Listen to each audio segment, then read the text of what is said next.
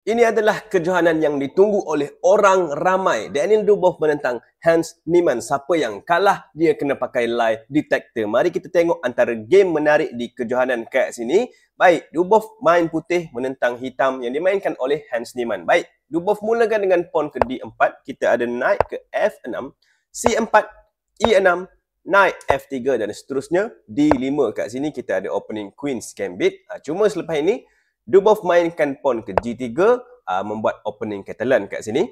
Seterusnya, Niemann mainkan bishop ke B4, buat check. Kita ada knight block B ke D2. Baik, kat sini mungkin ada pemain yang tanya kan, kenapa hitam tak terus makan pawn D, makan pawn C4 yang free? Ini sebenarnya tak free untuk yang belum tahu. Sebab apa? Sebab kat sini kalau putih nak terus makan, boleh. Tak ada masalah. Dengan sangat senang, queen boleh pergi ke A4, buat check dan pada masa yang sama, serang pawn. Dan selepas blok contoh dengan knight B ke D7, boleh makan, boleh ambil balik, tak ada masalah. Jadi sebab itulah selepas pawn ke G3 tu, bishop dimainkan kat sini. Dan knight block macam saya cakap tadi, dan seterusnya kat sini hitam memilih untuk membuat castling 0-0. Kita ada bishop ke G2, seterusnya pawn ke B6 dan kali ini putih pula lah yang membuat castling 0-0. Bishop ke B7, knight ke E5 dan seterusnya A5 oleh hitam. Kita ada A3 serang bishop dan bishop lari ke E7. Seterusnya pawn ke B3 dan pawn ke C5. Kat sini pertukaran pawn berlaku dengan pawn D makan pawn C5, bishop makan pawn C5 dan kemudian bishop ke B2 dimainkan. Seterusnya, hitam mainkan queen pergi ke E3. Kita ada pawn C makan pawn D5, seterusnya pawn E makan pawn D5 dan knight ke D3 kat sini. Knight B ke D7, knight ke F3 dan rook F ke E8 kat situ. Cuba untuk makan pawn di E2. Jadi kat sini E3 dimainkan, alang-alang defend sambil tutup ruang ataupun panahan bishop di C5. Baik, bishop ke A6 dimainkan. Kita dapat tengok kedua-dua bishop hitam menghala ke arah king putih kat sini. Jadi rook lari ke E1, rook A ke C8, ambil file C kat situ yang cantik. Knight ke D4 kat sini dan seterusnya kita ada pawn ke G6. Knight F4, kita dapat tengok dua-dua knight Dubois cuba untuk menari pergi ke tempat yang lagi bagus, dan bukan itu saja, dia ada buat serangan ke atas pawn ke D5 kat sini sambil dibantu oleh bishop. Baik, tapi kat sini kita tengok Hans mainkan knight pergi ke E5, dia tak kisah pun pasal pawn D5 ni. Kenapa? Why? Baik, kita tengok kat sini apa jadi kalau knight makan pawn D5. Adakah pawn tu percuma? Okey, jawapan dia tidak. Sebab apa? Sebab kat sini, hitam boleh mainkan beberapa gerakan. Bermula dengan knight makan knight D5, bishop makan knight D5, dan dia boleh masuk knight pergi ke D3. Ini gerakan bagus sebab serang rook dan serang bishop. Jadi kat sini nak tak nak, rook kena lari ke E2 sambil kawal bishop kat situ. Dan kat sini, hitam akan mainkan rook C pergi ke D8, serang bishop. Jadi selepas bishop lari, contohnya pergi ke F3, kita ada knight makan bishop B2, rook makan knight, dan bishop makan knight D4, pawn E terpaksa makan bishop D4, dan kat sini gerakan cantik boleh dibuat oleh hitam dengan rook makan pawn D4, serang queen dan bagi free rook je.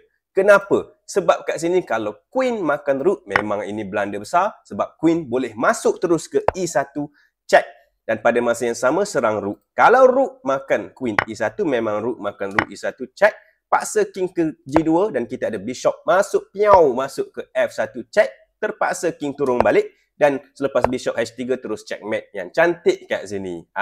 Okey. Jadi sebab itulah pawn di D5 tadi tak free sangat. Nampak je macam free. Okey.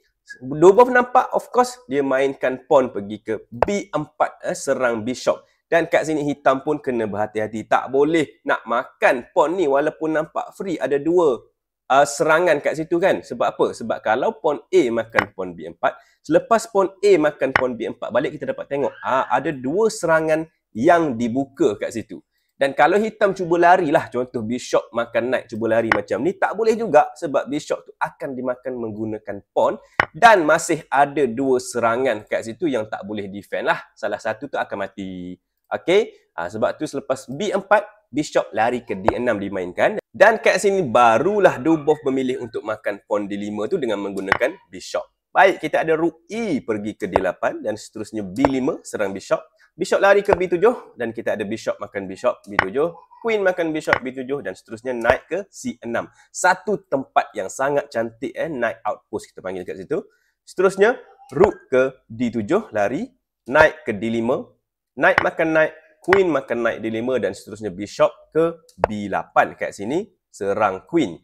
Jadi queen lari ke E4 dan di posisi inilah, ini adalah game bliss. Jadi Hans dia tersentuh knight ni, dia buat touch move, dia sentuh knight dan dia terpaksa gerakkan knight. Dan kat sini gerakan knight sebenarnya tak bagus. Okey, kita tengok tersambung game ni kenapa tak bagus? Sebab selepas knight makan knight C6 yang dimainkan oleh Hans, kita ada pawn B makan knight C6 dan buat seranganlah ke atas rook dan queen. Jadi selepas queen makan pawn C6 kat sini, Dubov telah membuat satu gerakan yang menyebabkan Hans terus resign. Okey, apakah gerakan tersebut? Korang boleh pause dan cari gerakan tersebut. Silakan.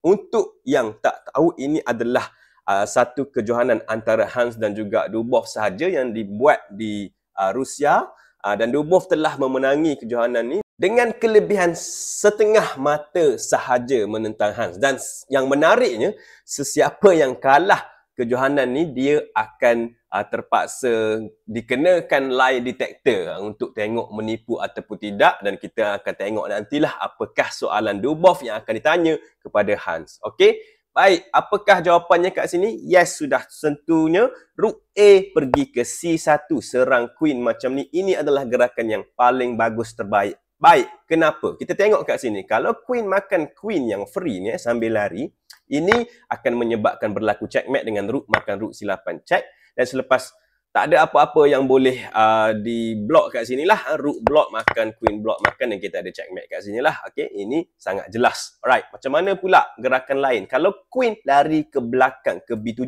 ini sama je. Queen boleh makan queen dan benda sama akan berlaku lah. Okay, saya tak perlu terangkan dengan lebih mendalam yang ini. Okay, macam mana pula kalau queen makan je rook C1? Boleh dimainkan.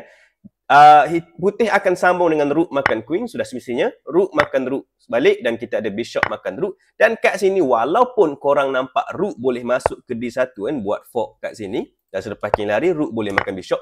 Putih pun boleh buat juga.